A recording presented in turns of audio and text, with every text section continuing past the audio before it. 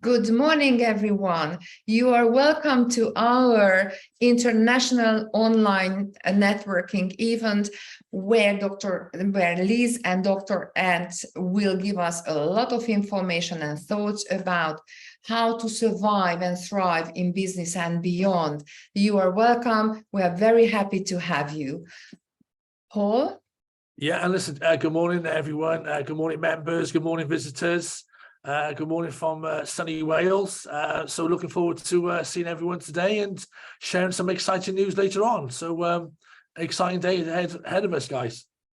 Yeah, so our agenda is as follows. The first 45 minutes, our speakers, experts, Liz and Dr. Ant will give us some ideas, and we might be arguing or negotiating with them, might not, we'll see. It depends on whether you are a Marmite lover or not.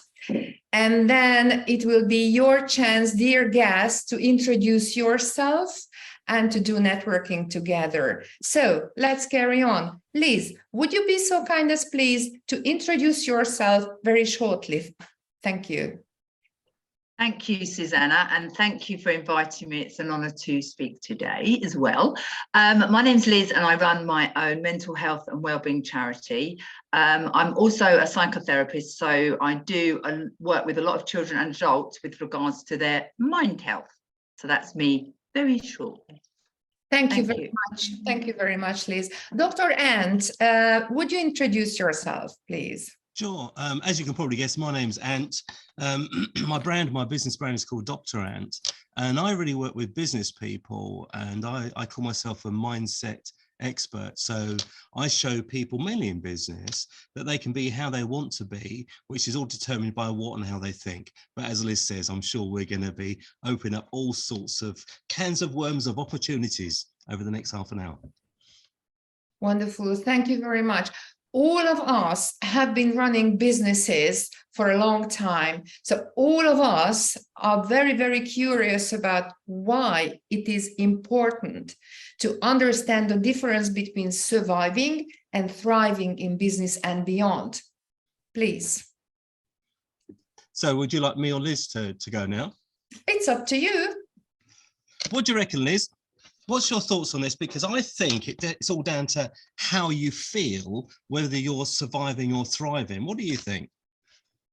Right, so this is really interesting. And the reason that Susanna and Paul asked us today is because Dr. Ant and myself come from very different perspectives with regards to the mindset. So we thought we'd give you a different sort of avenue. Now, I'm a little bit off like random, maybe a little bit, I've got a bit of ADHD, a bit of this, bit of that in my mindset, and a bit woo-woo for those of you who perhaps don't understand what woo-woo is. It's a little bit the unknown out there, subconscious, a little bit, you know, whereas Dr. Ant comes from a different perspective. So perhaps, I don't know, you share your thoughts, Dr. Ant, on that. Well, that's really interesting because Liz and I have had many conversations, and not a lot because we only met each other actually at the last networking event, which really does prove the power of networking within this fantastic group. And when Liz and I first met each other, Liz, we just hit it off, didn't we? And there was this connection. And even, you're right, we come from two completely opposing ends of the way that we explain what we know, but really it's the same stuff. I'd quite like a show of hands votes if we can from everybody. And, you know, and we've got these two ways of working with minds and thoughts and emotions and well-being and therapy and that kind of stuff. And Liz mentioned a word just now, woo-woo, you know, and it's a challenge because what is woo-woo? I mean, can anybody here, by show of hands, does anyone know what woo-woo is? Yeah, I know you can get a woo-woo drink in a bar. Yeah, and I think by the fact that nobody's showing their hand kind of underlines the thing that when I was talking to Liz yesterday, I said, well, surely woo-woo is just a belief, and we're going to come on to belief later on, but it's a belief of an understanding about something which makes something happen, which hasn't been proven by science yet. So we can't say it's scientific, because once it becomes scientific, it's not woo-woo anymore, is it? It doesn't mean that either of them are undervalued or incorrect and not right. Isn't it just an understanding, just a perception of things? Does that ring bells with people? I think Maxine's just put a note saying it's a spiritual thing. I think what you've just said, Dr. Anne, is the science behind it. And maybe, I mean, this is what I feel. It's the language that's used, and Nick obviously brought up a very valid point about Marmite. Not everyone knows from different backgrounds and cultures and countries about language used. So I just perhaps speak a different language in my world than what you do in your world, Dr. Ant, where it's science-based and, you know, what you do in your mindset coaching. I do it more in a psychotherapy way, where perhaps I'm using the subconscious, but it's the language I use that perhaps is not the standard in our Western world. Whereas if you were in a different world, maybe South Africa or something that perhaps is a bit more in that sort of realm, that people would understand it. So I would say it's probably the language, how I describe things, and with yourself, the proof, because there's the placebo effect. Everyone's heard of the placebo effect. Yeah, Absolutely. so that type of concept. And really the placebo effect, you know, there's the opposite, that which not many people will have heard of, which is the nocebo, which is the complete opposite of the placebo. At the end of the day, whether it's a placebo or a placebo or a nocebo, it's all about the power of belief. And I know we're going to come on to that and a little bit later on about the power of belief. But I remember the first sort of question which Susanna was asking is like, how do we go from surviving in business to thriving in business? Because there is a definite difference, isn't there? And when we're surviving in business, Liz, I don't know what you think about this, but my take on surviving in business, it's bloody firefighting, you know. It's kind of trying to do the best you can do, and there's always something else going on, and it kind of takes away that ability to really value what you're doing in the here and now, because there's always another problem, there's always another cash flow issue, there's always another personnel issue, there's always another chasing another contract. It seems like surviving, we're literally firefighting and just walking on eggshells, trying to get from where we are to where we want to be, and that's what I would say is surviving. But thriving is kind of when we feel like we're winning, you know, we're achieving what we want to achieve, we're getting where we want to achieve. Things seem a little bit more of a breeze, they just kind of fall into our lap. Would you think the same, Liz? Or what's your thoughts? I think I've come from corporate background, and for me, I've Heads to Minds has been around for years in a voluntary basis, and I think for myself it's having the confidence and the belief in myself. I know Susanna, we've talked about this. It's having the confidence to take that leap of faith from something, you know, where you're receiving a regular income in a job, and then having the ability to perhaps believe in yourself that if you do take that giant step of mankind into the unknown, where you're running your own charity business, because I do run the charity like a business, and I have to sustain it, because, you know, it's hard work getting funding in, it's hard work when you're knocked back, when you have a no, and potentially it's about having that passionate to believe in your ultimate goal and what you want to achieve. And I'm very passionate in making a difference in people's lives. And I think with that, it's the belief in myself that I've got the ability to work with others to achieve that. So, and it's not easy, because I tried to start this about 10 years ago and it fell flat on its face. So to be honest with you, it wasn't the right time. I wasn't right in my own mindset. I was working through my limiting beliefs, my personal life, my mindset. So it wasn't the right time for me to start on my own business. So now it is, and I'm very thankful that I'm in the right headspace, meeting the right kind of people, giving me the confidence, the belief in myself to be able to run the charity in a successful way, from surviving to thriving, if that makes sense. Thank you, Liz. This is the secret. This is a very secret terminology, a word that you mentioned. Belief in yourself, in myself, in ourselves. So why do you think that it is, what do you think belief mean? How does this have on an impact on thriving?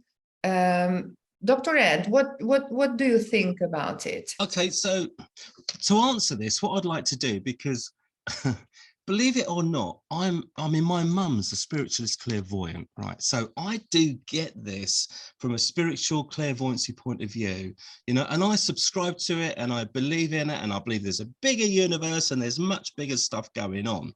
But let's just be really, really frank and black and white. If I was to be working with a business corporate employer, and if I'm talking to a pretty male-dominated industry, unfortunately, and if I was to be talking to a bloke about, okay, well, we need to get in touch with our inner selves and we need to start finding that belief and the energy, I'm sorry to say, but in this world, most people would laugh me out the door because they wouldn't want to believe in that stuff which they perceive as woo-woo. So I'm completely on the same page as Liz from the origins of what we do and how we feel and what we believe, but I just kind of present it in a slightly different way, which is why I come down this more formal doctorate type academic scientific way. And to answer your question about belief, that the answer to that is, I would break us down is, what is this thing sitting here in a pink shirt? You know, okay, it's a body and it's a mind, but what is it that makes a body and mind together? Well, I know from my research, because I come from a situation where I've been in business all my life since I was 13, and then in 2015 I hit a bit of a dark spot. You know, that's all in this book and it explains my background and why I do what I do now, but I had a bit of a life awakening moment where I had to do something different or I wouldn't still be here. So I took that opportunity to create a difference, and my difference was I needed to understand, why do human beings feel the way we feel? Why do we do the things we do?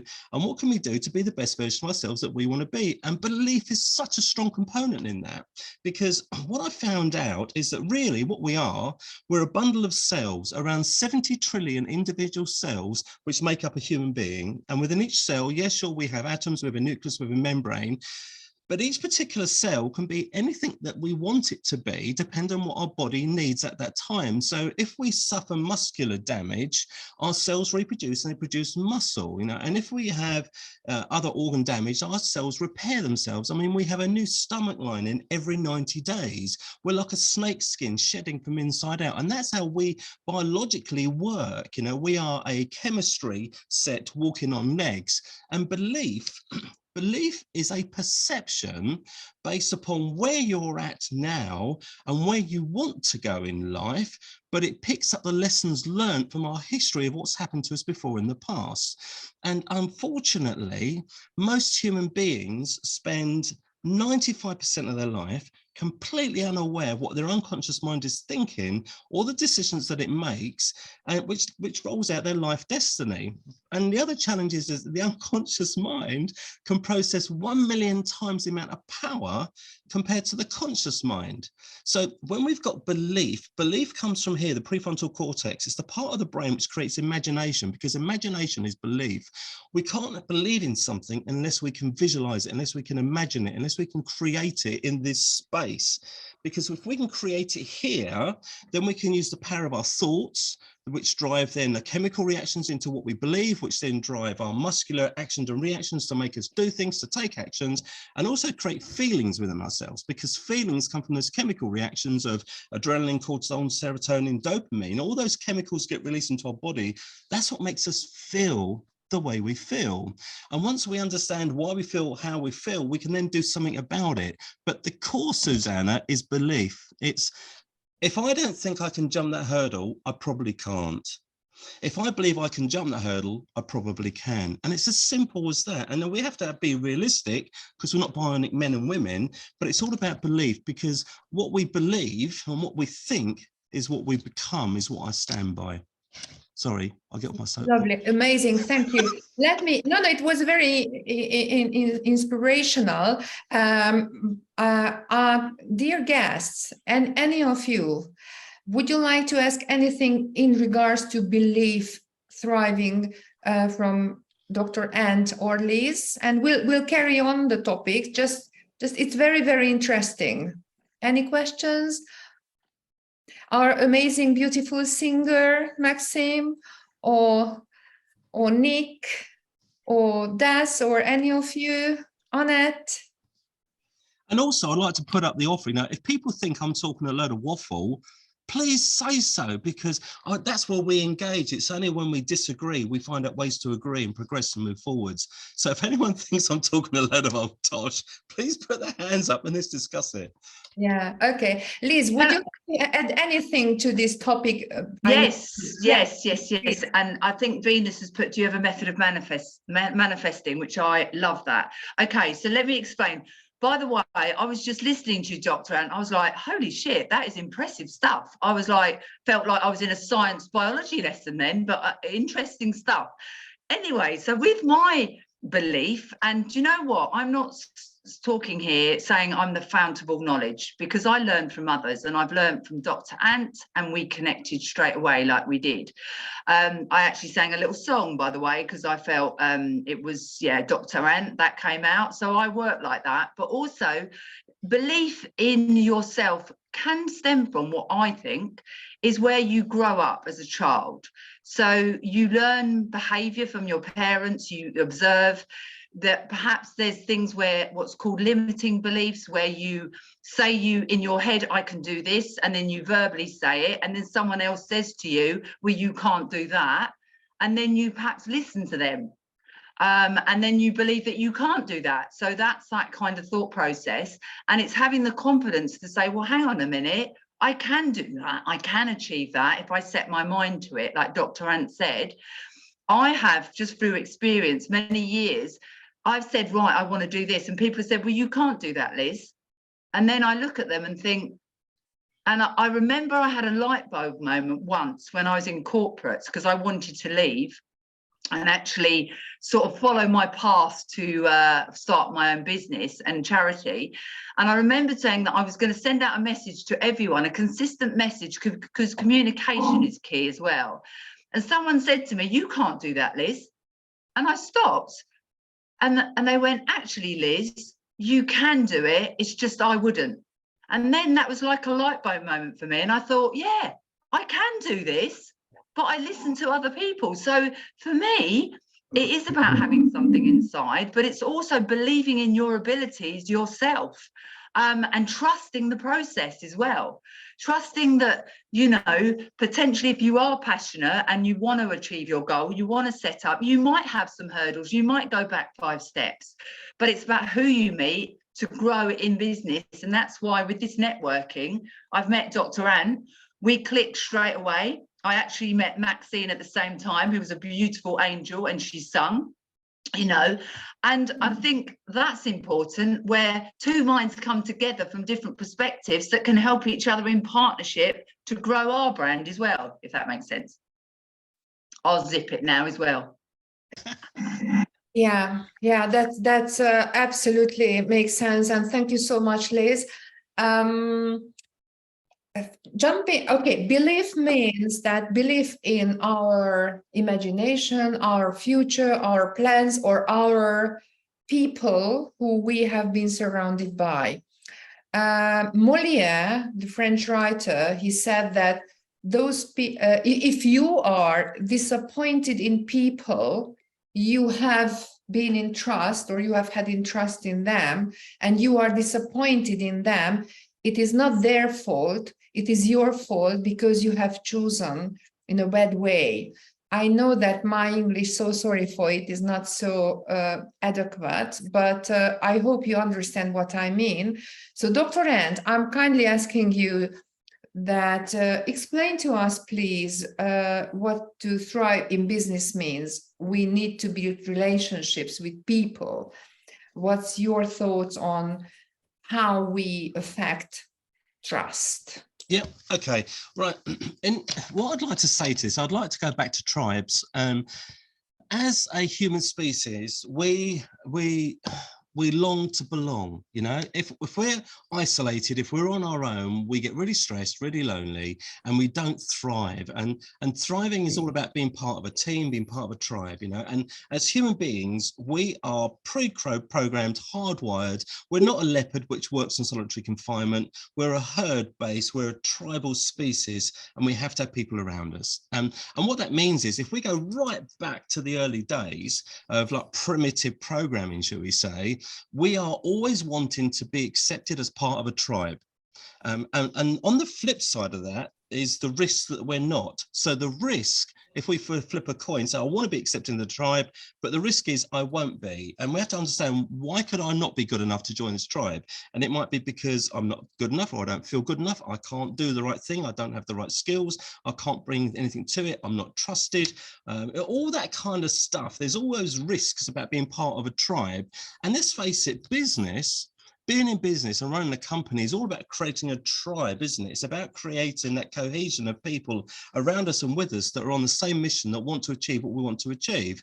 So business is just like a tribe, in the same way that many of us will have subscriptions to lots of different tribes. We support a certain football team, that's a tribe, or we support a certain fashion, that's a tribe. I know like one of Paul's tribes is Boss, because he worked there and he understands the values of that business and that brand. So that's a tribe he subscribes to. And it's the same way that when we want to thrive in business, it's all about everybody coming together under the same belief, the same trust, the same vision, the same enthusiasm, the same desires, the same wants, to build that tribe. Because on our own, it's really difficult to thrive. We have to have the support and the team around us. So moving from surviving to thriving is about creating that cohesive team that are on the same mission. That's how I put it. Amazing. Thank you very much, Dr. And thank you. Liz, please, what is your idea about? I love that with Dr. Anne, and he's right. It's about working together in partnership. We're not in competition. It's about collaboration. It's about working with like-minded individuals for you to, have the ultimate goal. And I remember when I first started networking years ago, I literally, excuse my French, shit my pants. Like, I was so nervous, so nervous, and I had to face my fear. And believe me, it was the best thing I've ever done. And joining this community as well, you meet people from different walks of life. And it's how, I don't know that anyone's read the Celestine Prophecy, but it's about you meet people for reasons and they come into your life, and it's how you grow together or work together, or is there a mutual interest where you can bond in order to take you further in your business. Even if it's from different countries, different backgrounds, different cultures, we learn from each other. I've never, ever, I'm in my 50s and I've never stopped learning and networking and building relationships, building trust from authentic, genuine people, because you can see through people that aren't genuine. I'm a very open book. It's taken me a long while to get here, but very open, very direct, very honest. And I love attracting people that are in that kind of realm to help me within my business, my charity, and I will help others as well with that kind of look. Does that make sense? Wow, yeah, thank you. And any remarks, any questions from you guys about? Yes. Hi, good morning, everybody.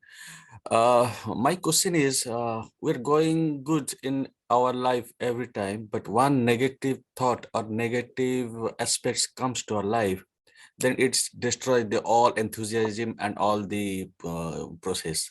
Then 2-3 days of ours is been wasted by thinking of that's how I can do or anything. Though I am in payment company, we sell these machines for the business owners.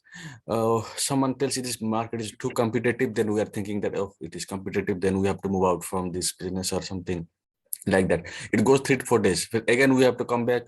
Oh no, this is our job, we have to do this. So again, then just the momentum is breaking. So what are the skills is required to develop within us to overcome this situations? Yeah. Liz, are you okay if I just jump in on that one? Yeah.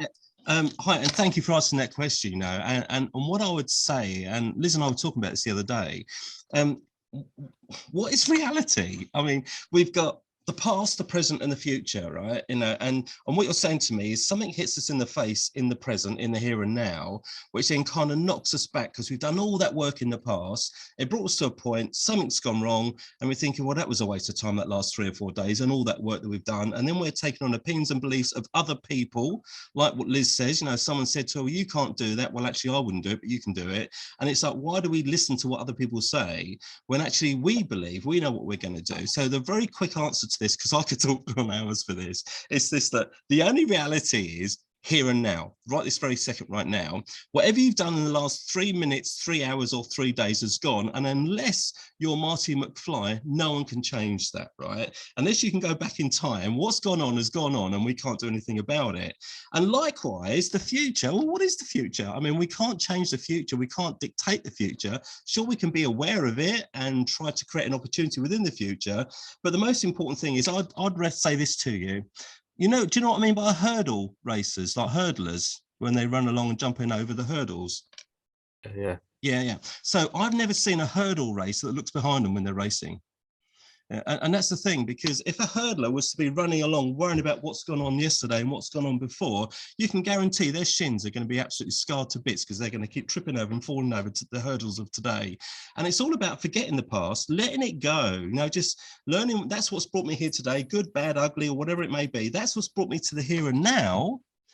Let go of the past and just learn from what you do know now and moves from now, and focus on that hurdle now moving forward, so you can just thrive and get straight through it. Because every minute focusing on the past is taken away of the minute of your future and your here and now. Mm-hmm. Can I just come in quickly, just with just what the gentleman said? Thank you for that. I understand where you're coming from. Thanks, Dr. Ant, and I'm with you on the past, present, and future. But it's quite ironic where we have compliments, and then you get one negative thought, like you've just said, that comes in, and all of a sudden your concentration goes to that negative thought. It's human nature. It's how we're wired. We forget about the 20 compliments that we've just had, but this one person has said something derogatory, and all of a sudden our thought process goes to that and our attention goes to that. And that is a key skill in the mindset, where potentially, I know Jackie's put it in the chat, where you look at it, right, let's have a thought. Why has that person said that negative comment? Let's have a look. Is there a learning ability from there? What do I need to learn? What's my lesson? Because I've had things when I've gone into businesses and had some derogatory comments. This is when I first started out. And you know what? Initially, I was like, ouch, that hurt. But then I thought, right, they've got a fair point. Let's have a little look. What do I need to learn from that? And it helped me improve in my business. So I look at it and I switch it round, like what Dr. Ant does when he does the switch thing in the mindset. When I've had a negative comment, I look at it and I think, right, what is my learning curve from that? What is my opportunity to make myself better? So I switch it into a positive. Does that help with what? Yeah, that's how I deal with that now, but it's not easy. Yeah. Thank you. So I thought I'd just add that. Yeah, That helps. Thank you. Nick, would you like to, or no, sorry, okay. Would you like, is there anybody who would? I can. Yeah, please, Nick. I was just making a note, picking up 2 things. I think we started off, as Liz had talked about behavior and how people behave, or how, and my observation in my previous, because I used to be in a manufacturing company for like 30 plus years, and now I'm independent as a consultant, and that's been really quite difficult. But looking back to the previous business I was working in, this question of how people behave was quite interesting. It's a lot of it's at the management level depended a lot on business confidence, which is why governments and these various bodies always try to assess what business confidence is, because I think it will predict what might happen in the future. And it's very telling, because if people feel confident about the business, it changes the way they decide things. It's very strong. It's like a switch almost. If they had when you're in a company like we were in, it weren't in mass production, we were a project business, you get orders. An order comes in usually quite big, enough work for 6 months, and the order doesn't come in, you're scratching around what to do. So in some cases, so if we had some orders, they're feeling confident and they start buying equipment, you know, they start getting ready. If orders don't come in, or the general confidence is not so high, they start cancelling things, laying people off. And it's just like a switch, either going up or going down. So I've just observed that. And then just picking up on and relating to my change in business, what Dr. Ant was talking about is this tribal desire. It's I would say tribal sometimes is negative, because people are actually part of a tribe and they want to knock everyone, the other people not in their tribe, like football teams, they want to kill everyone else. So I don't mean that type of tribe as Dr. Ant was talking about, but wanting to be part of something. And that's like, I remember my previous boss and previous company got ejected for political reasons when we'd become part of another company, and they had decided to make him a scapegoat for some losses, which actually were nothing to do with him, but because he was in charge, they found it one way of getting rid of him, and they pushed him out. And he was like a Cambridge engineering graduate, so he's an extremely capable person. And so he ended up as a consultant. But he said what he really missed was being part of a team, as you do when if you're used to working in a big group of people, and then you're on your own. What you really miss is that, and that's what I miss. And I've struggled with that as well, because you want to be part of something, which is why, you know, I had to go to a lot of networking and things, because otherwise I'm working at home on my own. And there's a lot of things you're not under control of in a consultancy. So picking up that last topic, my last discussion about whether you can learn from something if you get a negative comment. I find I don't actually get many negative comments. The problem is I don't get any comments at all. And you get your former clients who because I offer some engineering services, there's some highly technical things. And currently it's in renewable energy area, which you'd think would be in demand. But a lot of small companies don't want to pay for their outside. You know, they've outsourced to the extent they haven't got their own people, but they still don't want to pay for someone else to do it. So they just stopped, and you get to a point where you don't get a negative, but they just stop talking to you. And then you can't, and you ring them up a few months later, so, well, anything going on? Oh yeah, well, we might come back to you in a few months. But, you know, they'll waffle around all that. Oh yeah, so we really need your expertise, but, you know, 2 years go by and they still don't give any work, and so you start to wonder, is it something? So if you have no feedback, you've got nothing to actually learn from. So you're trying to find out. So I was saying, well, can we do a different business model? Don't want to talk about it. Just don't want to talk about anything. It's very peculiar. So and so that's you know, we want to be part of something, but it's not always easy when you're, and a lot of people probably in this room are individual consultants, not part of the big companies. So it's probably a common thing that's probably why we're all here today as well. We haven't got anything else better to do. I was going to say exactly that. That's a bit unkind, because I have got some things I could be doing, but no, the fact is we're trying to work out these kind of issues. So I think the team, being part of a team, that's something I really do miss, and it's what you do try to become part of. When you're independent consultant, you try to make a team around, you try to make alliances with other people, but in my particular areas that's not very easy, because people have got, you know, they've got their boss on top of them who's saying, I don't want to pay costs for this guy. Do you really need these people? Do you really need this guy? And that's the pressure that other people are under when they don't want to use your services, because they just aren't comfortable with the finances. Thank you so much, Nick. Your remark. Anything you would like to add to Nick's ideas, Liz or Dr. Ant? I think just one point I'd like to make there, and I'm a firm believer in the law of attraction, and it's what you put in is what you get out in life. And what you and people that you meet, you're thinking, how did you meet those people? And it's like in most things, if you make the effort to go somewhere and be there, you know, you meet those people, and sometimes we're all directed to those people. So I'm a big firm believer of that. And those who've seen the movie and read the book, you'll see that we're all meant to meet in some form or manner. Wow. You know, Paul, can I just add to that, because I was thinking exactly the same, that like attracts like, and whatever we do attracts the same.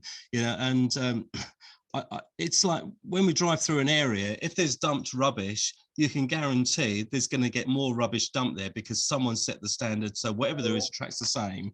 And I think that's exactly the same in people and business, and the people, like, for instance, the reason why Liz and I just connected was because we was both in a positive, good space environment, then we had commonality, and then we had same subject matter, then we had same beliefs, and it was forming in common, And if we look at it as like, some people are going to think I'm woo-woo here, but just go with this if you can. If we think of our personalities as energy, and I don't mean woo-woo energy, I mean real energy, because we are a chemical reaction walking on legs, and that's what we are, and we all know it, don't we? If we bump into somebody, we use these phrases, if it doesn't feel right, we even say, got a bad vibe about that person, and that's what we do. We just pick up those vibrations, we pick up that negativity. And unfortunately, I'm not being sexist, but females are so much better at this than blokes.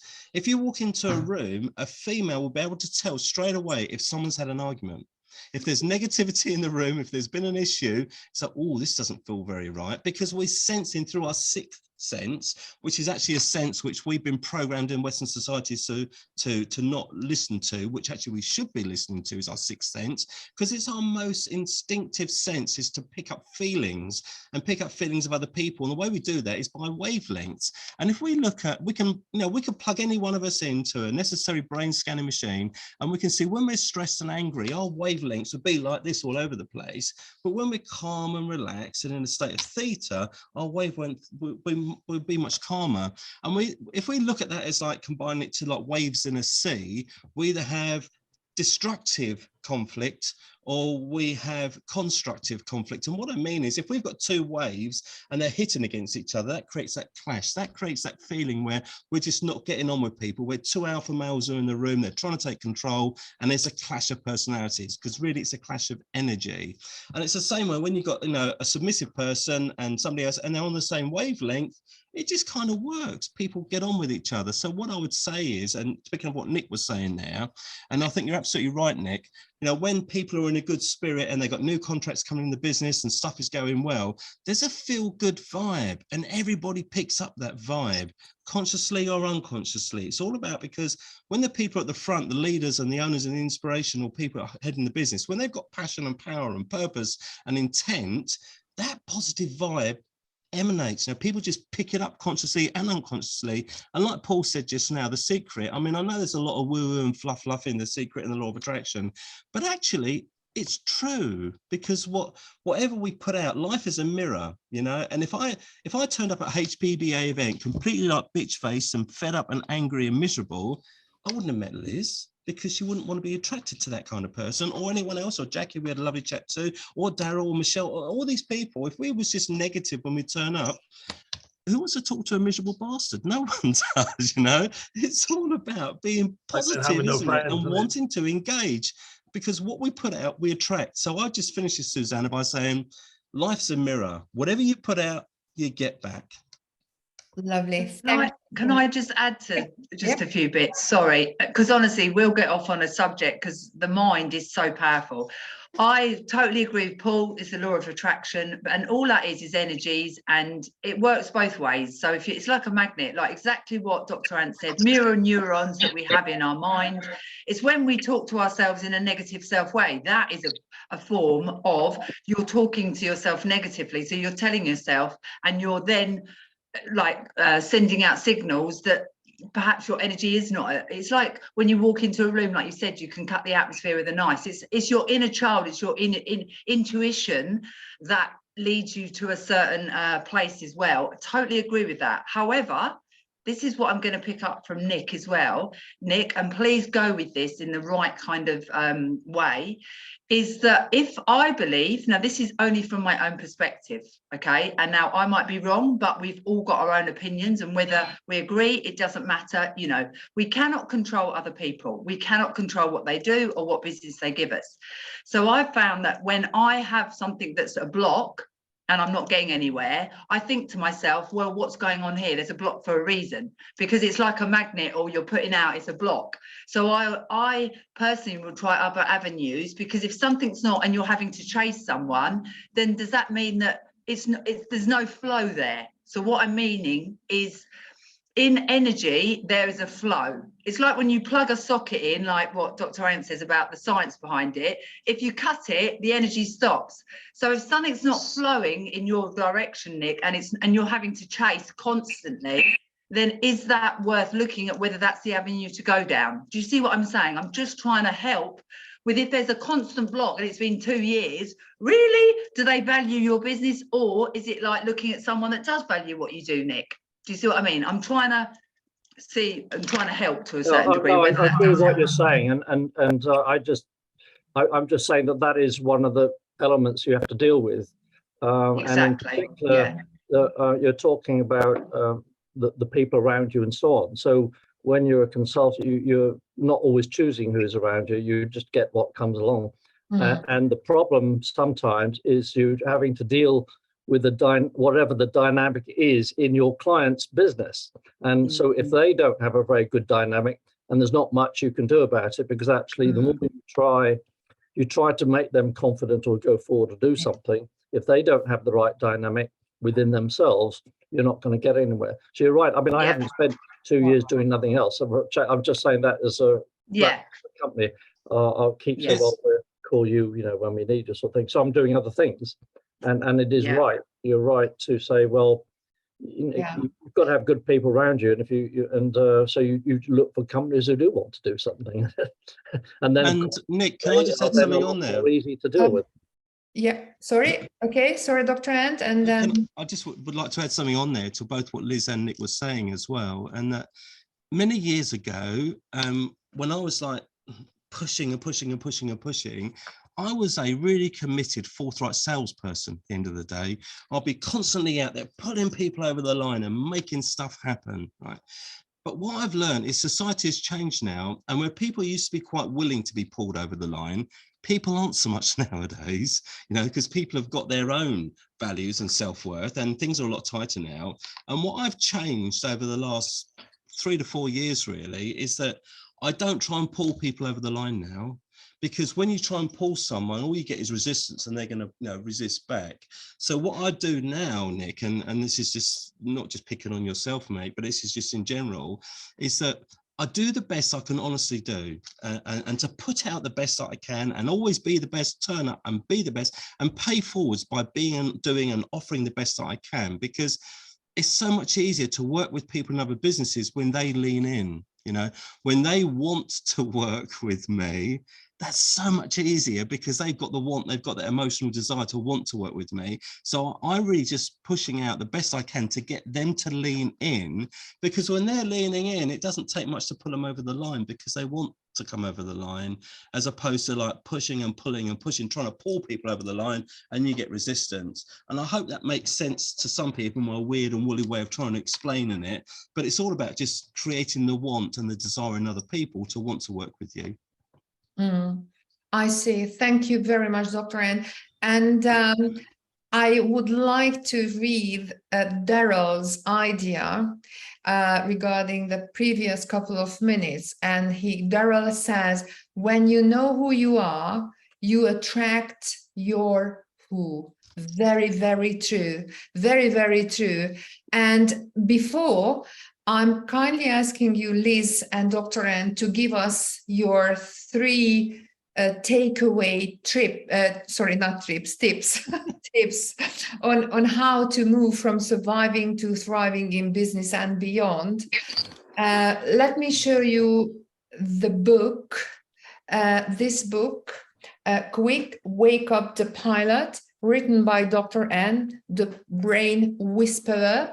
So if you are interested in, if you would like to get more I don't know if it's out of focus. Oh, but it depends where you put it. Most of the There you go, Nick. There, I can read it now. Yeah. Sorry. Okay. I will send it to you in a link. So I really suggest that you should read the book because you've got more picture that you have had so far today. So Liz, what are your 3 takeaway tips for our lovely guests, please?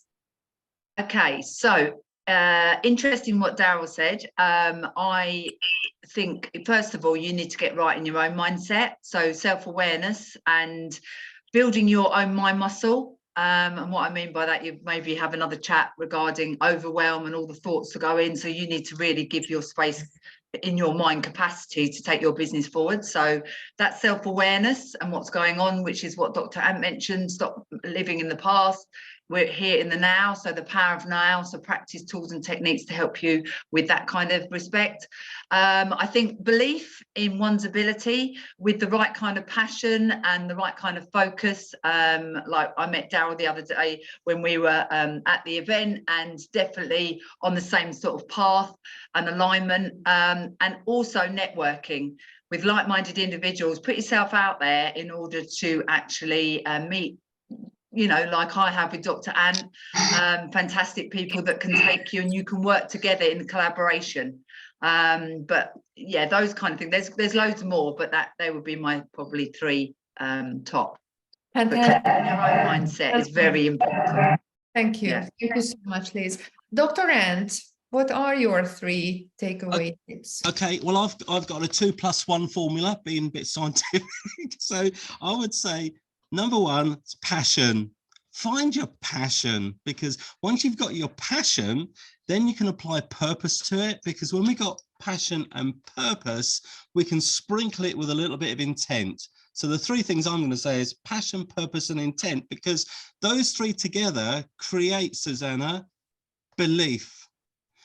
And then once you've got belief then progresses you through to thrive in business and beyond. Wonderful. I absolutely agree with it. Thank you very much, Dr. Ant. Would you like that equation out, Dr. Ant? Get that equation out. Look, it's there. It's written down. Okay.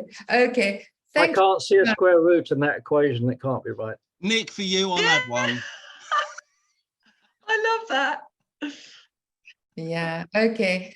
So, Dr. Ant, would you like to say something as a last, because we are finishing our presentation or your presentation about this topic, and we will start networking.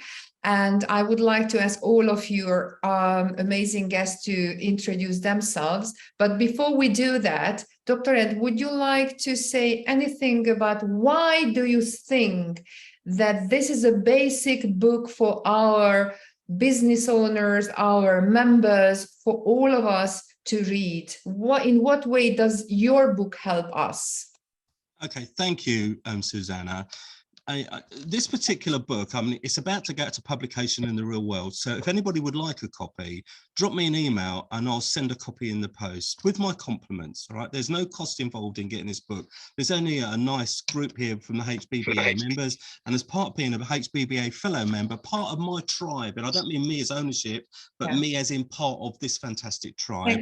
I would like to say... Sorry for interrupting you, but I let you know that whatever languages you would like to have find the book, just you can say, may I have Farsi language, may I have Indian, may I have Spanish, and Dr. Ant will do that. Have a look. My book is in Hungarian. Dear Susanna, kedves Susanna, ma van igazán a napja, a jövődet teremtsd. That's it. Thank you, Susanna. And what I would say is that if anybody would like a copy of this book, is to drop me an email or drop it in the chat with your address, your preferred address, and I'll stick it in a post to you with my compliments. All right, I won't even ask for the postage. I'll just give you a copy. Or if you're going to be there on the 14th, let me know and I'll bring a copy along and give to you on the 14th. And what I would say from this book is that This isn't a load of GB woo-woo fluff. This is a real story based upon what woke me up in 2015 and how I changed my life from being a guy in business to end up being a doctor in business management mindset and to do what I do in helping people. There is no fluff in here. And what I find is everybody that reads me says, and this was like having a conversation with you. And that's what it is. This is written in a style, which is, it's really me. Yes, I've got the few slang word in it, and I even swear on occasion as well, but it's the real me that you're seeing here. That's what's in this book. And by reading this book, it reinforces what I do with people. So I work with companies and I show companies, whether it's the owners of the company, whether it's the teams, or whether it's in a speaker environment, I show people how to go from where they are to where they want to be, using the power of awareness through a process I call switched on thinking.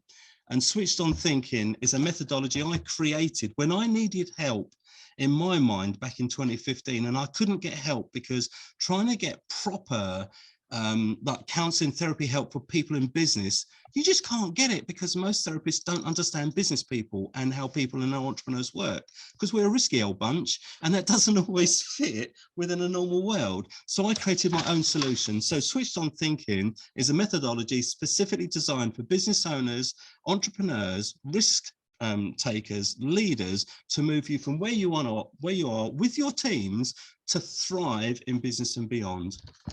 Yeah, wonderful. Thank you very much. And 3 of our guests have already applied for a copy for you. So please, yeah, wonderful. Yeah. So at last but not least, I would like to say a big thank you and a huge hug to you, Liz, to you, Dr. Ant, and to all of you. And if you have any question at the end, do you have any questions, anything that you would like to ask our keynote speakers? What about the Marmite poll that Liz was going to do? Have you forgotten it? I haven't. No, the Marmite poll. Come on, I need to hear your story, Nick. I'd like to hear your story about, because this is interesting. I haven't forgotten that. If you're going to do a poll, you don't want to have heard my story because it might influence your poll. Oh, okay. So let's do the poll. Put in the chat, because we haven't worked out yet, Nick, how to do a poll on Zoom. I do know how to do it. I'd have to set it up and help Susanna. So what we'll have to do is put yes in the chat, who likes Marmite. So people have to or put just yes. raise your hands if you like Marmite. Or raise your hands. Yeah, that's true. Love it or hate it, love or hate. Yes. Raise your hands if you like Marmite. Yeah. Hands up for Marmite, yeah. I can't see. Yes, but I've heard Medley Marmite. I love it. 1, 2, 3, 4, 5. Oh, hasn't put his hand up. We got like 7 yeses. Oh, he's a hater. I'm not a fan of Marmite. Yeah. Oh, this is interesting. So, yeah. Go on then, Nick. Well, we Come can on, I only wanna deal hear with it. people who like Marmite. People who hate it, we have to turf out, don't we? Oh no, the story was, if you stay in hotels and you go down to breakfast, they have little packets of marmalade and jam and stuff, and sometimes they have little packets of Marmite. And we were looking after the delegation from people from China, a lot of visitors from China. It's before the pandemic, and one of the Chinese guys obviously knew what Marmite was, and the others didn't. And anyway, so one of them had picked up a packet of this Marmite, and he said, "What's this like?" And his Chinese friend said to him, "Oh, it's very much just like a very dark chocolate." Oh, So this guy opened up the packet, stuck his finger in with a great big blob of it, and put it in his mouth. And just the expression on his face, he placed it was a picture. Unfortunately, I didn't have a camera with me, but the look on his face was hilarious. Because it's a bit salty. What it is definitely does not taste like chocolate.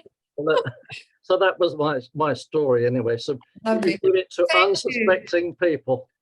Yeah, lovely. Thank you so much, Nick. Thank you so much, Liz. Thank you so much, Dr. N. Please clap, because Nick has become our third keynote speaker. Wow. Okay, thank you. So we are going to meet next month at the end of the very last Wednesday online, and before offline, face-to-face.